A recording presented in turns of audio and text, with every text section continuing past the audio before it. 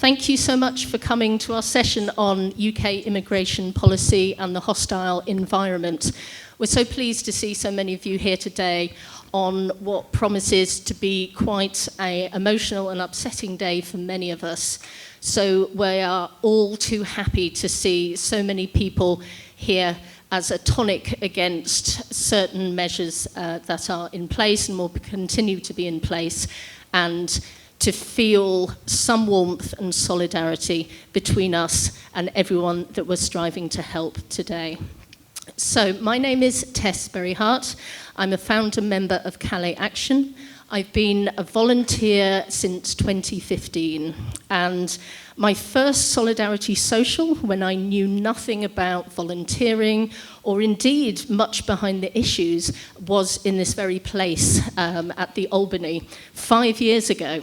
And if you told me at that time that I would be here 5 years later in the company of such an illustrious panel with so many people here today engaged in the cause, I would simply not have believed it. So it feels very personal to me as well.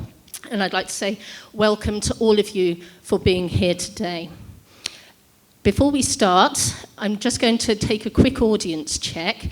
Everybody who has volunteered in some capacity, whether here or abroad, if you want to raise your hands, just so we know the level to pitch it at. Wow, that's a good strike rate.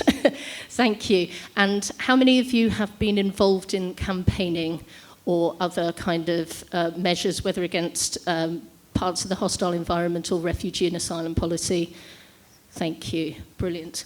Okay, so without further ado, I am going to pass the mic round so that everybody can take a minute or so to introduce themselves and their work. So I will start off with Guy from Global Justice Now. Thank you so much, Tess. Just very quickly, Global Justice Now isn't a traditional part of the migration sector. We're not steeped in the whole experience. And basically, we used to be known as the World Development Movement. We changed our name to Global Justice Now about 5 years ago.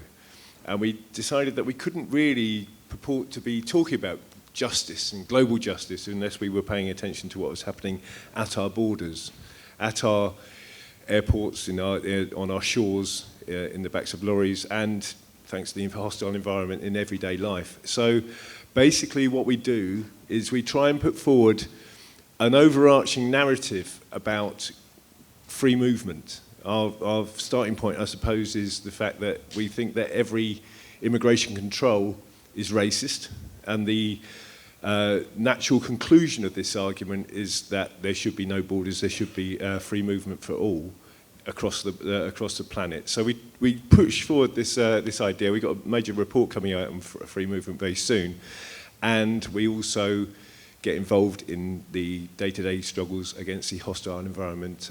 We've been running a campaign with Migrants Organised called MPs Not Border Guards, which tries to get MPs to pledge that they won't report migrants who have come to them for help or advice to the Home Office, and try and put forward ideas like that. We've been involved in other aspects of campaigning. Myself, I used to work for the Joint Council for the Welfare of Immigrants, so I was there at the beginning of their fantastic campaign against the right to rent, the racist legislation on renting properties and what have you. So that's very briefly where I'm from. I'm sure I've gone over my minute, so I'll shut up and move on.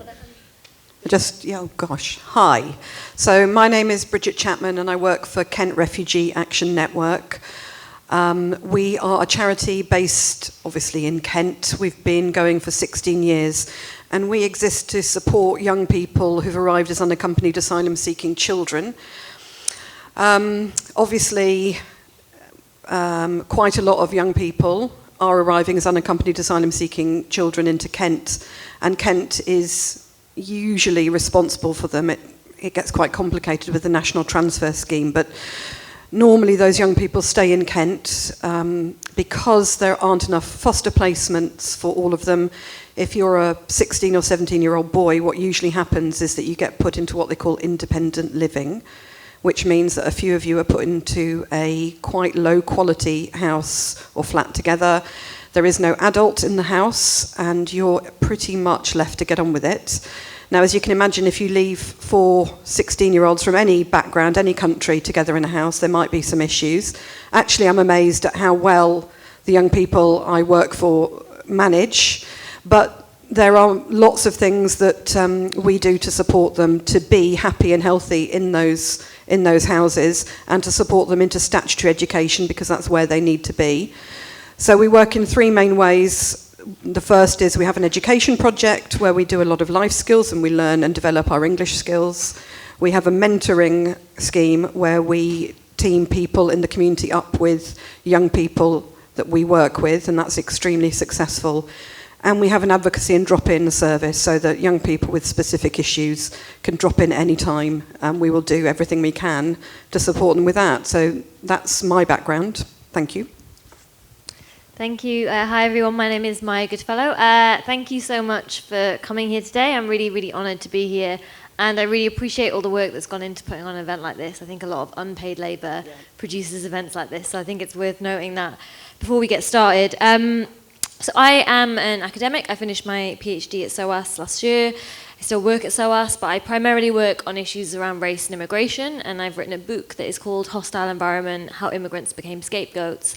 And I guess what the book is trying to do is put the hostile environment in historical context, so unpack some of the histories that have led us to this point, where we even have a government introducing its package of policies on immigration, branding it the hostile environment. But what I'm also interested in is the narratives and the myths around immigration that have been reproduced for decades and decades across the party political spectrum, left and right, about immigration that get us here. And how can we understand those myths? Because I think we need to understand them, understand how they are intertwined with Britain's colonial history and its imperial present, and how do we challenge them?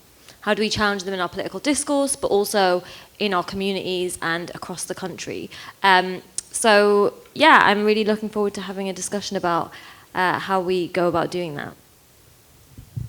Hello, and hopefully last but not least, my name is Lily Parrott. I'm a caseworker / trainee solicitor at Duncan Lewis. I work in the public law team, and which I do public and immigration law. So just in case I don't want to, public law is where we challenge the exercise of governmental discretion. So really we can challenge the decision of any body of government, but we focus almost entirely on the Home Office. So that's why I kind of overlap between immigration and public. Of course, this overlaps a lot with human rights. And yeah, I guess I'm just here to talk about how I have seen the hostile environment very practically affecting the lives and cases of the people that I work with, and what me and my team are doing to try to challenge it in very practical legal ways, and hopefully start a discussion about how law isn't actually this kind of scary separate area. Well, it's not scary, but it isn't separate. It's actually very embedded, as everyone knows, but how we're actually very approachable, and it would be great to start more conversations. So, yeah. Thank you so much, and I'm very, very grateful to have you all on the panel today. We will start off by maybe listening to Maya talk a little bit about the hostile environment, defining what we mean by it. Many of us may have differing ideas of what we think it means. So because it's such a very broad topic, we're going to try and define the parameters at the outset before going on to discuss how it impacts us. And because we're a very activist crowd here today, there will be plenty of take-homes, opportunities that the panel can inform you of to address, deconstruct and challenge the prevailing narratives and the impacts of the hostile environment. So we'll allow for a few minutes questions at the end. I know we started fairly late, but we will pack in as much as we can. So Maya, if you're able to talk us through not how we got here, but how we can be on a joint understanding of the hostile environment. Yeah, I mean, this is something that maybe people in the audience and also on the panel are going to want to add to, but I guess the best way to understand it is the hostile environment is something that Theresa May announced in 2012 when she was Home Secretary. It was a phrase that, as the government pointed out time and again during the so-called Windrush scandal that had been used by the new Labour government prior, but it was really Theresa May who talked about creating a hostile environment for people who she would call illegal immigrants, people who don't have the right documentation, can't prove they have the right to be in the country. And what happened was a lot of legislation was brought in through the 2014 and 2016 Immigration Acts. And what that legislation does, at least in part, it's very expansive how it operates. It essentially turns public service people who work in public services into border guards. So what you have is in our NHS, in our housing sector, so landlords, not only public servants, it's also people who work in the private sector in that way. You have universities. People have to show they have the right documentation, they have the right to be in the country before they can access some of these services. And I think one of the lesser known edges of this is we do hear quite a lot around the health service. You have organisations like Docs Not Cops. We hear a bit about the housing sector. You have the right to rent policy being challenged by JCWI in the courts and winning that, although the government are appealing that. Is our universities, so the sector that I work in, the higher education sector, as well as our schools. I think how the hostile environment is manifesting there, which comes in the form of non-EU members of staff, and it will soon be EU members of staff as well, having to show their passports when they go to other universities to do things like Viva examinations, but also students in our universities having to check in. It operates differently at different institutions, having to check in with members of staff having to take registers, and these things are all really normalized, but what it is the state checking up on people. And some of the most pernicious aspects of this are the kinds of data sharing that have gone on. So the Home Office attempting to find data in some of these public institutions on children, so children's nationalities, where their parents are from. A lot of these things have been challenged by activist groups, but this is really one of the most clear ways it operates, is really making border checks, embedding them in our public services in a number of levels of society. And I would just say as a tiny, I know the remit is to make it very specifically focused on the hostile environment as it manifests now. I do just want to say, when we're challenging this, we also have to realise that the UK has been a hostile environment for migrants for decades, and we have to understand, particularly in this moment as we're leaving the EU, we have to understand how non-EU migrants have been treated for decades and decades. It's been incredibly hostile, and it has been based on racism. So whilst we do want to narrow this and talk about the hostile environment as it currently functions in this specific way, I think we also want to challenge these forms of bordering that have existed for decades and decades, and make sure we're uniting those struggles between EU and non-EU migrants. Thank you. It would be great to hear from the panel how the hostile environment has impacted you, your work, and the people you're working with. Maya raised the point about the underpinning of the current day hostile environment and how it has grown out of policy for decades. It would be very interesting to hear more about that. So what I suggest is, if we maybe start with Guy to talk a bit about your work as it has been impacted by the hostile environment. Perhaps if we can have a couple of minutes so that we have enough time to get round everyone. So your specific focus of the hostile environment. I think originally for Global Justice Now, it came from our inviting of speakers and our staff being checked, and that reality really coming home to us quite very visibly and very personally for some of our colleagues. But it also, I mean, we were looking to get involved in, and actually the sector had quite a lot of this stuff covered. I mean, like there has been a lot of really good campaigning on the hostile environment. The Docs Not Cops, the Patients Not Passport stuff, which is coming up now. It's been absolutely fantastic. And actually the Schools ABC campaign, which was, Maya mentioned, the gathering of data of children at schools. That was a very successful and fantastic campaign. We were really pleased to support. So that type of thing was happening. We had a chat with Migrants Organised about 18 months ago about the MPs Not Border Guards campaign, and although it wasn't legislation in either of the immigration acts, this was after MPs who had been put through, this whole propaganda exercise of, these illegal immigrants and how terrible they are. Let's be. I think we have to be quite clear about what a so-called illegal immigrant is. The Mayor of London put out a report just a few weeks ago saying 100,000 children in London are here without status. 100,000 children.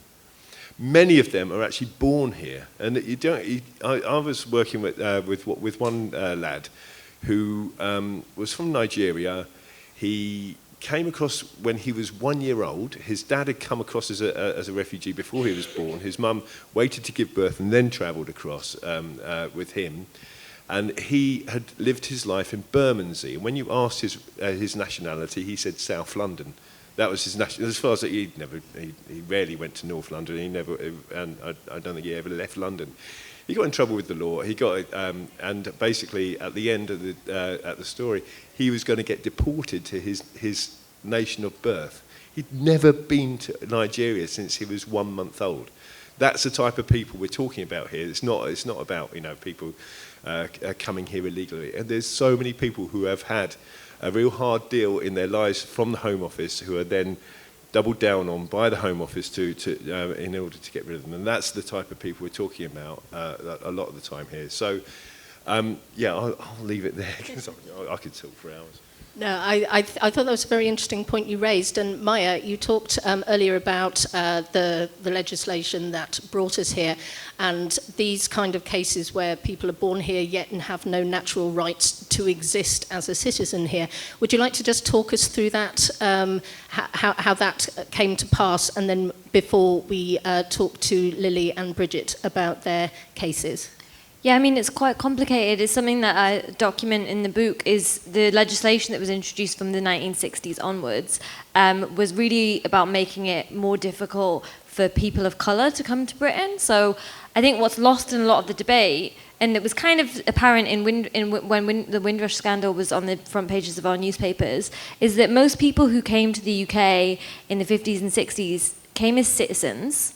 They weren't immigrants, and actually how it's talked about now is if they were immigrants coming from places like Jamaica or India, but actually people were coming as citizens, and if we were to understand that, I think that would change how we understand immigration in the contemporary moment. But one of those pieces of legislation was the 1981 Nationality Act, which made it so that if just by being born here isn't enough, it's to do with where your parents were born and what their status is. And so what it means is you can be born in the UK, but you don't have citizenship. And I would just add on the point about so-called illegal immigrants, actually you can become undocumented through a lot of different ways. I spent a lot of time interviewing people for the book who had become undocumented for so many different reasons, including like very high fees, so the huge amount of cost it is to try and regularize your status, including the rules changing around you. I interviewed a lot of lawyers who said, we don't even understand the system because it's so complicated. There's so much bad legislation piled on top of bad legislation.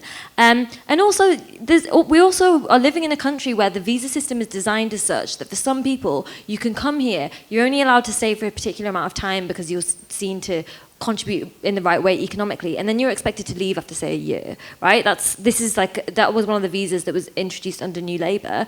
And what that means for some people is they spend a lot of time moving here, they don't earn enough to recoup the amount of money they even spent to get here in the first place, and so they become undocumented. And a lot of people don't want to seek go to public services to seek support because A, there's no legal aid, and B, they live in a country where people talk about creating a hostile environment for immigrants, so why would you possibly want to go to those public services that you think are then going to report on you and send your details to the Home Office? So I think it's true that there is this particular issue with children, and status, which is a huge issue, but there is also a broader problem about how we even talk about people who are undocumented as being illegal. I think has to be scrapped because it totally strips people of their humanity. Thank you. That raises a really interesting point because so much, as you've highlighted in your book, so much coverage of asylum seekers or illegals conflates one's status with morality. Failed asylum seeker, bogus asylum seeker, all this pejorative language that gets in the way.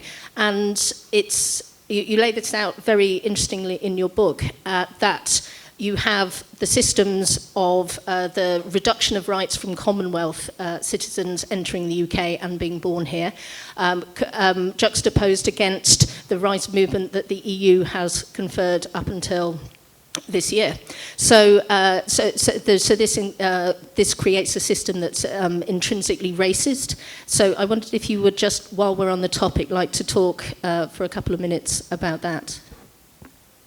Yeah, I'll just really quickly say, I mean, the intention of a lot of legislation through the 60s and 70s is widely agreed. A lot of the academic literature and a lot of the politicians from the time, it was about keeping people of colour out of this country, but also the narratives are still racialised. And we can see that still operating in how people from Eastern Europe, for instance, are being talked about in incredibly racialised ways. And so I think one of the ways that manifests is people talk about culture, British culture being under threat from immigration, and culture there is a proxy for race and the way that it's functioning in the debate. And that's something I think often the party political left, I'm not saying people in this room, but the party political left aren't so good at tackling this idea that people feel like their national identity is under threat. Well, this comes down to a very racialized idea of people who were born in Britain, in particular white people who were born in Britain, having an inherent culture that is fundamentally different from someone who happened to be born in, I don't know, India, Pakistan, somewhere else in the world where countries are not considered to be white majority. Thank you so much. Let's go on to the experience of Lily and Bridget. You've both worked very frontline with people who have come up against this in very extreme ways. Lily, do you want to talk us through any of your cases, under what you can say, to the kind of highlight the idea of how this impacts asylum seekers and refugees? Yeah, of course. I was just going to kind of echo some of the things that Maya had actually raised in talking about, in particular, kind of the hostile environment from a legal perspective. So some of the things that we've seen is, like you mentioned, the hostile environment isn't just a set of legislation, it's also how it divides people within the UK, it creates internalized borders within the country, but also, like you said, it's a matter of documentation and evidence rather than in order to access rights which you may already be entitled to. And so one of the things as lawyers that we've increasingly noticed when I was speaking with my colleagues about how to talk about this is they said, well, it's not just, hostile environment, of course, isn't just affecting immigrants, it's affecting everyone in the UK. It's creating divisions between people where formerly you didn't think there were divisions. The whole Windrush crisis was creating a second class of citizen who are citizens, but for some reason didn't have the ability to evidence it in the exact right way because of all of the innumerable immigration law changes that have happened between maybe when their families arrived and now when they're being asked to show their right to rent or to prove their right to work in a certain way.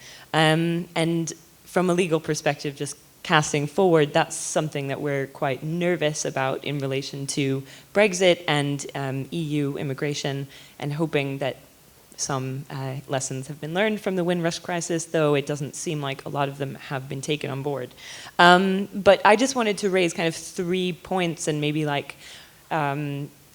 you all know these points, but I can kind of show them with examples. And one that you raised is the hostile environment partially is around creating a legislative environment that is incredibly complex, dense, and hard to penetrate, including, let alone for immigrants. Immigration lawyers oftentimes have no idea what's, not have no idea what's going on, but it's a very regulated sector, immigration law. I'm not sure if you know, but even if you're a qualified lawyer, you have to have additional qualifications in order to give immigration advice. Otherwise, you're breaking the law.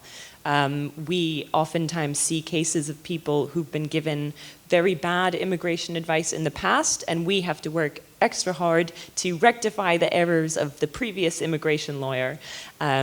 Simply in order to present our client's case at its highest, which we have an obligation to do in the first place. So I don't think that's a random choice. I think it's very deliberate attempts to make an obscure environment that results in people getting their cases refused when otherwise, if it were a clear system, people would be able to navigate it and they would be able to get status, which they're entitled to, but that's not the intention. So I had some really interesting cases. One in particular that I find to be devastating. A client of mine arrived to the UK 14 years ago, and she just came to the UK, married a man here who was also a failed asylum seeker, and they managed to kind of stay under the radar for a while until she became very ill and was diagnosed with HIV. And now she received previous legal advice, which unfortunately was incorrect, resulted in her getting her case refused, and after 14 years still has no status. And they're trying to send her to a country that she has no family in, and she has, a severe illness and now quite severe mental health issues as a result of all of the obstacles she's been asked to jump through. And then on top of that, because of the hostile environment policy, she was recently made homeless because she isn't able to evidence her right to rent in the UK and can't benefit from public funds. So although her husband actually has leave to remain and can get public funds, she's not allowed to live with him technically because she doesn't have the right evidence. An elderly woman with HIV. I mean, it just shows the level, and it's been extremely hard. I just found out today that she's getting a house, but she's been without a house for about 3 months, which is unreasonable, like completely unfathomable. And another point that kind of, I think, emerges out of a hostile environment, so the complexity. Sorry if I'm talking for too long. Am I? No, Okay. please go on, because I have a different question for Bridget. Okay. Another one is the kind of arbitrariness that the hostile environment results in. So all the complexity, I think, has just made rules that divide people on in completely arbitrary ways, where some people end up being entitled to things, but because of a tiny legal loophole, other people aren't. So for example, one case that I think really highlights this is my team is running a challenge against the Home Office because we have a client who is a victim of trafficking. She's been recognized as a victim of trafficking, but she is not seeking asylum. So some people who are victims of trafficking seek asylum, some don't. It gives you different entitlements under the law. And this client was pregnant, but because she's not seeking asylum, she's not able to get something called a maternity grant that you can get if you're an asylum seeker. It's a £300 one-off grant that you get to buy stuff for your baby before it's born. My client, equally vulnerable, recognized victim of trafficking, isn't eligible for a maternity grant simply because she hasn't yet finalized her asylum claim. This means that she's living in unsuitable accommodation and her baby's 2 weeks old and she hasn't been able to afford a cot for it yet. So this is something that we're trying to challenge as discriminatory because clearly that's a completely arbitrary distinction between people with exactly the same needs and who have been recognized as victims of trafficking. They're exactly the same, just creating an arbitrary distinction between people, and that's I think that's part of a hostile environment. It's completely dehumanizing, the way that it's constructed. Yeah. And I'd just like to ask Bridget, is it at all, you spoke earlier about the young Afghan boys who are essentially left to themselves in houses, and you also mentioned in a previous conversation about the rise of the far right in Kent. And from your experience, how do you think that we can counter in public narrative these intensely negative perceptions that the mainstream media are feeding and that the public are picking up on? What do you think how do you think we can successfully challenge at a grassroots level those kind of things based on the people you're working with? Gosh, that's a big question. Sorry, answer half, that's fine. I just wanted to say, before I come on to that it's very, you said somebody described their nationality before as South London, and I thought, yeah, because I was born in South London. But I moved to Kent 6 years ago, and it was coming from, I was living in Brixton, and it was a bit of a shock to the system going to the Kent coast.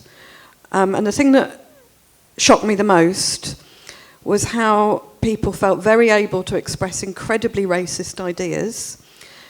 But the worst bit was that they assumed I was going to agree with them. I had a conversation with, I was working on an art project at the time, and it doesn't really matter, but I was trying to explain, this guy didn't understand, and I said, do you live around here? And he said, I'm from Greenwich. And I said, I grew up around there. And he said, yeah, it's shit now, isn't it? It's all black. And, and he went on to say that there were schools full of black children, and he said quite calmly, as if he was talking about the weather, and if I had a gun, I'd shoot them. And, Kent is just, and it's not the only part of the UK, but you're against this political background where there are very wealthy places and places where there is extreme poverty and there aren't enough doctors' surgeries and it's difficult to get an appointment and there aren't enough school places. And people have been told by the government and by the media that the reason that they can't have those things is not because of austerity, it's not because of political decisions, but it's because of migrants and it's because of asylum seekers. And that is an incredible, and it's really become part of the psyche. And it's a really, really, really difficult thing to break through. The things that we do that are the most effective is working with schools in the area, because no matter how toxic possibly views may be in those households, young people just are much more open to stuff. And where we've done integration stuff with local schools, that's been really, really successful. We've worked with schools and got them to do sort of a little bit of like tiny little poems before they came down to see what they thought about coming to a refugee centre. And what came out was that they were really scared. And within about 5 minutes of them being there, squash biscuits and a football, everything's changed. So it's about bringing people together. Just really quickly, you were talking about the fact that we've had some ragtaggle groups of far-right Muppets dressing up in paramilitary uniforms, sort of 3 or 4 middle-aged men with paunches and binoculars and fold-up chairs, taking pictures of themselves, staring out to sea. If you know where they are, you know that there is absolutely no possibility of any boats arriving at that point because there's a big sea wall where Britain First took pictures of themselves. There's zero chance. It is about posturing, but the frightening thing is that there is fallow ground there for those ideas to grow, and it's something that we've got to really keep an eye on. We've done a lot of work with local press. One of the local publications has really come on board, talks about people as people rather than illegal migrants or suspected migrants, actually talks about them as people. And it's things like that, I think, that make a really big difference, and we've got to keep pushing forward with that. Thank you. I suppose I'd just extend that question to Maya and Guy as well. How do we challenge this narrative that's taken root to such an extent? I guess first we have to realise how it's manifesting.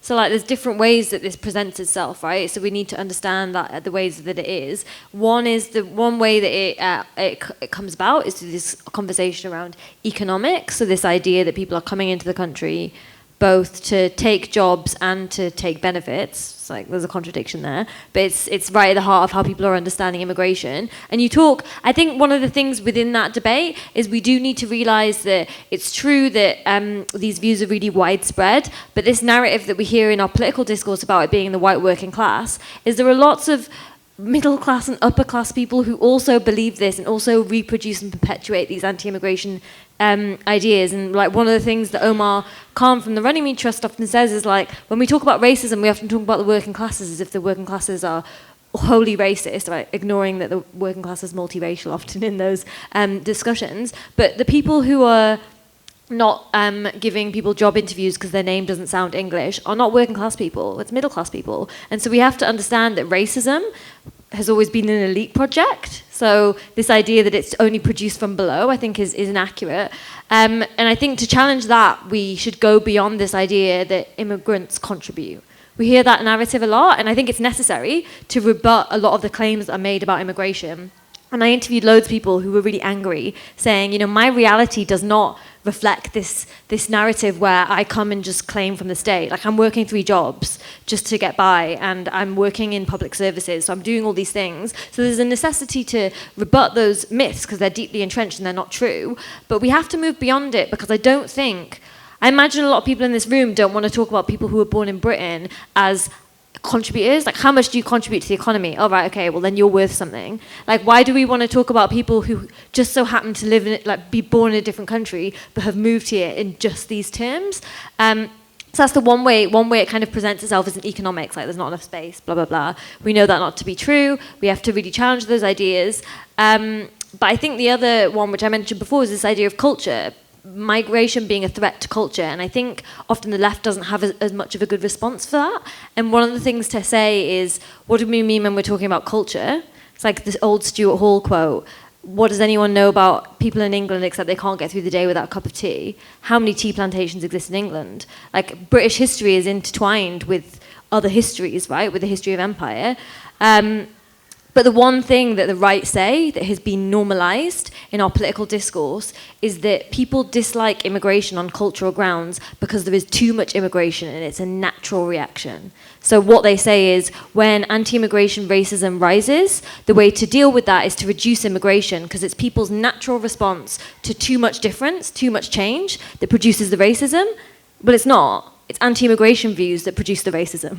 So we have to challenge this idea that it is a natural response to too much immigration, because what you find is the areas with lower immigration are the areas with higher anti-immigration sentiment, because it's preconceptions about immigration. And so to tackle that, you got to do community work, right? But you have to fundamentally reject the narrative first, and then try and figure out what your strategy is. And sometimes I feel like we want to leap over to get to what the strategy is, but I think we have to grapple with like what the narratives are saying, and then do that community work on that basis. I think there's, I'll start from where Maya left off, really. The areas where there are more migrants are more accepting of immigration, and conversely, down in places like Kent, I come from Maidstone. I describe myself as Maidstone born and fled. My dad still lives in the same house where I was brought up. We had 2 UKIP councillors there up until recently. You know, honestly, it's when we came up when I was a kid, we used to drive anywhere to get in anywhere in the country. You had to come through London. It was before the M25. We used to drive along the main road just down by here, and I used to look out the window saying, "I want to live here. I want to see." And I mean, like, it's traditional in a immigration discussion to establish your migrant credentials. I can't do that. My family from 3 generations back comes from Kent, from Dartford, from the Medway towns, and from Maidstone. And I just want to thank every migrant for making my life more interesting and actually having a better life for that. And living in London was my dream as a child, and I'm living the dream now. Wow! But basically, I think that one of the key problems is us and our lack of confidence and our lack of argument. Because basically, if you see a bigot coming out with all anti-immigration stuff, most people on the left, to be honest with you, run away from it. Most people don't take it on. Because we live in a society where, let's face it, our media, not just the printed stuff, but the stuff on the TVs and the rest of it, it is absolutely virulently anti-migrant, and we lose confidence. We actually run a training session at Global Justice now. We're available for coming to your organisation or your place to do it. It's called Having Difficult Conversations About Immigration, and it's about how do we actually confront someone, and how do we listen to them and actually find out why they're arguing this stuff, and how do we pull them round. And I think that's really, really, really important for us to be able to do, because I think most of us, if we wanted to set up a stall, even, let's say in Maidstone High Street, and say, let's have a petition for no borders we would be not have the confidence to do it. And we need that confidence. We need to get the stories, get the facts, get all the information, but we also need to know how to win arguments and know how to convince people, because we are right, and we just need to know that, and we need to know the methods. I would just really quickly say as well as I agree, but it's also within the left. What you find if you look at the history is like the Labour movement, like I guess it depends on what we mean when we talk about the left, but if we're talking about the Labour movement in the UK, it's been complicit. Parts of the Labour movement have been complicit in reproducing this stuff. So actually some of the work has to be done within movements, as well as like it's not just the public out there, it's also within to challenge some of those narratives, because like, you know, the Labour Party is not the only vehicle for change in the UK, but the last election, like, they didn't really have a particularly compelling narrative on this and didn't for 4 years. And so like the left does go beyond that, but it's also that is part of the struggle too, I think. Thank you so much. Unfortunately, time is getting away with us, so I'll just open it up for questions from the floor for a few minutes. And if any of our panel can give any take-homes of activist groups that you feel could be connected with or are missing from this conversation in the course, so that people feel empowered to continue this challenge, then that would be great. Do we have any questions? Yes. Would you like the microphone? Loud enough, I think.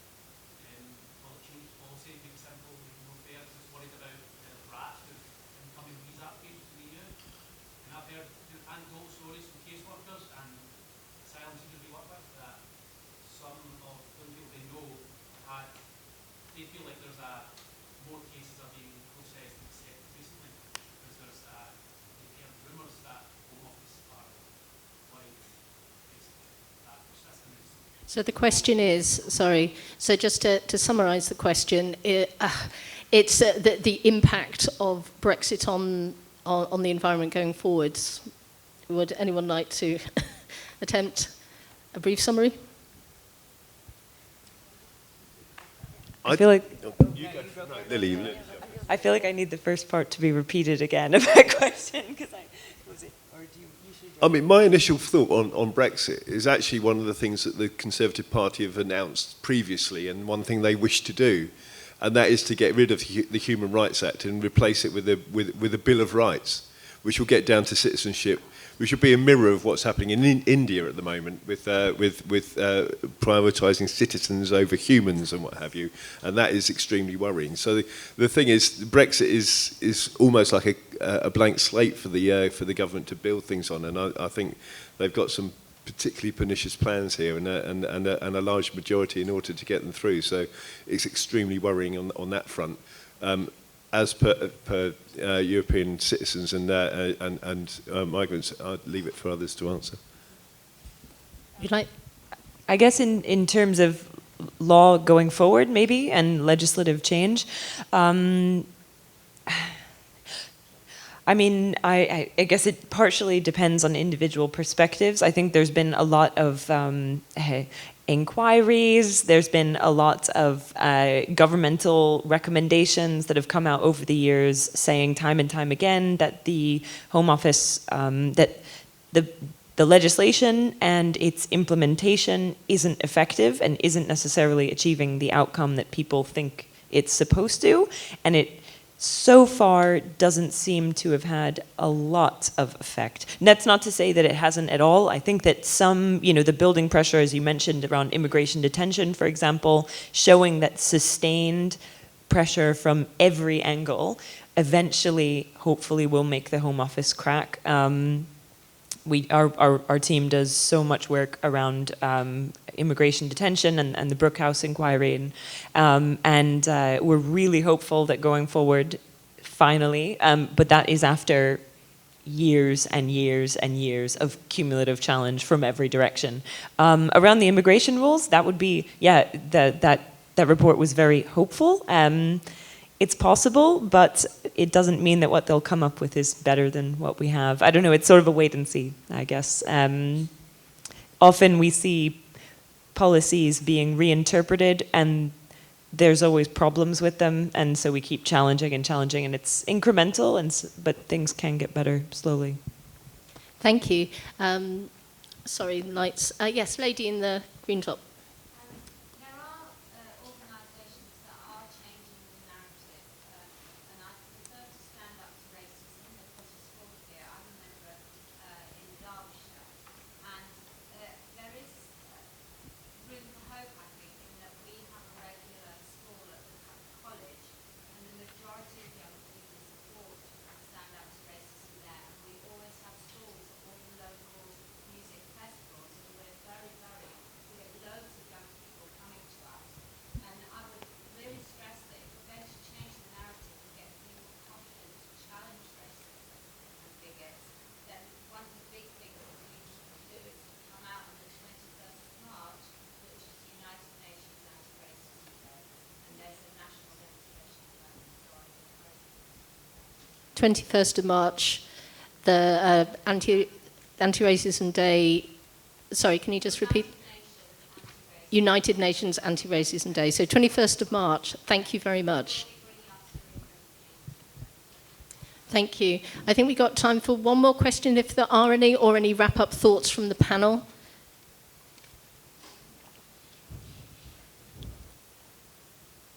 Dead silence. Bridget. I've got a couple of hats. I work for the Kent Refugee Action Network, but I also work on a voluntary basis with the Kent Anti-Racism Network. And I would say that, like I said, like Maya said, you know, it's been a hostile environment for migrants, for asylum seekers for a very, very long time. But people feel like they've got, with the election of a man for Prime Minister, who calls people pickaninnies, who says that black people have watermelon smiles, who talks about women wearing burqas as looking like letterboxes, people feel like they've got a free pass to be just as racist as they want to be. And I feel like there is a big pushback coming from the far right, and I would urge everybody to get involved with their local anti-racist, anti-fascist network, and do all they can to push back and get people, if you're worried about having those conversations, because I think the conversations are a really key part of it. We've done a lot of work going into town centres like Dover and just talking to people. And if you're struggling with that, then Guy's already said that they'll come and run a course. There are other people around the country that will help you with that. But those conversations and those campaigns are really important. And you can't do refugee solidarity without that anti-racism, anti-fascism element as well. That's so important. So please do get involved in that. Thank you. And Lily, you said you were involved in the London Film Festival for Migration. If you'd like to just tell people about that. Not to self-promote. No, I also, another hat as well, am one of the directors of the London Migration Film Festival and Migration Collective, which we work on challenging the rhetoric around migration through art, academia, and action. So we do that. Look out for events and the festival. But I was going to also just give 3 really quick things that I thought could be useful take-home involvements. One was that if you see particular immigration cases that you think are very upsetting, go to the media. We have noticed, I'm sure you've all noticed, that media cases actually get resolved more quickly. We have a sneaking suspicion that there's a branch of the Home Office that deals with that on an expedited basis. Another one is We've found recently that freedom of information requests are really powerful. Everyone can do them. You can ask the government for information about what they're doing, to how many people and why. And oftentimes you find out things that you never would have expected. We often use them as evidence or bases of legal challenges, and they're really fantastic. And yeah, anyone can ask for them. And then the last one is, I imagine a lot of you are involved in charity sector and campaigning organizations and very on-the-ground work with people being affected by issues day to day. And lawyers are only as good as the cases we get and the issues that are presented to us. We can only work with what we know and have. So if you see issues that are pervasive or something, a practice that doesn't seem right, a way that the law is being interpreted, something, just talk to lawyers. We are actually, we really enjoy collaborating with charities, taking evidence, learning about issues. It's like dialogues are really appreciated and we're very open to speaking about issues, yeah. Thank you very much. Is there any last thoughts from the panel? Oh, sorry, lady in the pink jacket. Very quickly, we're running out of time. Question. One thing that I've seen a lot online and I tend to do is, write to MP. So I did that recently, for example, last week with the amendment of the child refugees. And I got back a very, very complex email from my MP, legal documentation attached, and all of this stuff that I don't understand, I don't have any. And I want to be able to then go, she's come back with something, and I want to go, but that's not okay, and I'm not a legal expert. Well, how do you still tackle your MP? They seem to Have you got in touch with Safe Passage? They have a campaigns team, and they also have bullet points of how to refute your MP's bullshit, quite frankly. So that may be a useful starting point. I don't know. It's called that on the website. It should be. I would also just say on that point about writing to your MP, an MP told me a few years ago that they just basically ignore, this is quite a depressing thing to say, to end, but the letters where they're circulated by campaigning groups and organisations and you just sign your name, you need to tailor them because they just ignore them. If they see a package of these letters that are all the same, use it as a template, but you need to tailor it specifically because otherwise they just put them all in a pile and basically they have to address them, but they treat them as less important because they're a part of this campaign that they know is going on. So the advice from this MP was use those templates, but tailor them specifically and play around with them so it doesn't just look like the same letter being sent to your MP. Yeah, exactly. Also, send them in the post, not an email, and handwrite them if you can. I remember for the first Dubs Amendment, handwriting to my MP so laboriously, but for some reason, physical weight of letters counts more than emails just piling up in their inbox, especially if a cut and paste job, they can see through it straight away. So thank you very much. So I think Guy, do you want the last thing? Yeah. Just a few tips of places to look, really, for campaigning and for her. Just to couch it, I think there's hope, despite the fact of what happened on the 12th of December, despite the majority of the Conservative Party, there is hope. The fact that they felt obliged to rename the hostile environments and the compliance, something rather. Compliant environment, so much more inviting.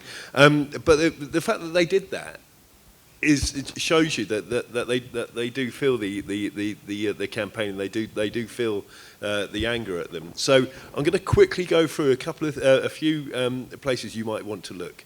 I mentioned earlier the Patients Not Passports campaign, patientsnotpassports.co.uk, well worth checking out. Liberty, the human rights and legal place, not the shop. They've got a great guide to the hostile environment. You can look at the contributors to that. Right to Remain, who are a fantastic organisation that do campaigning and training over how to resist deportations. They've also got a campaign called These Walls Must Fall, which is about detention centres. If you live anywhere near a detention centre, there will be a visitors group for it. Look them up. get involved, because that makes a huge amount of difference. Other groups which have been represented here today, like the Joint Council for the Welfare of Immigrants, like Women for Refugee Women, the Migrants' Right Network, I don't know if they were here or whatever, but basically there's a huge, I mentioned earlier, the migration sector is splintered into lots of different small organisations, but they're all heroes. They all do amazing work, and things like Praxis in East London, the Kent organisations, they do incredible work. So please look them up, get involved, and if you can, I think there's a number of places where they just have got lists of places where you can turn to. Check them out and stand up, because it makes a huge amount of difference. Thank you very much. And I'd just like to say thank you to all our panel, Lily, Maya, Bridget and Guy. Thank you very much. Please show them.